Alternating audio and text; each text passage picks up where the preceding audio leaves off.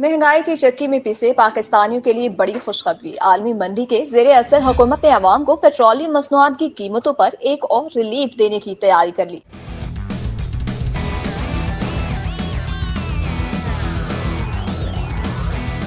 Reports के मुताबिक 15 जून को मुल्क में पेट्रोलियम मसनूआत की कीमतों में बड़ी कमी मुतवक्के है। जराये का कहना है कि पाकिस्तान में पेट्रोल की कीमत में 12 रुपए फी लीटर कमी का इम्कान है। वाज़ेह रहे कि ओपेक प्लस के रुकन ममालिक की जानिब से पैदावारी मुआहदों को रोकने की यकीन दहानी के बाद जुम्मे को खाम तेल की कीमतों में इजाफा हुआ था। ताहम मजमूई तौर पर मुल्क में तेल की कीमतों के तयन के मुकर्ररा अरसे के दौरान आलमी मंडी में पेट्रोल की कीमत में नुमाया कमी हुई।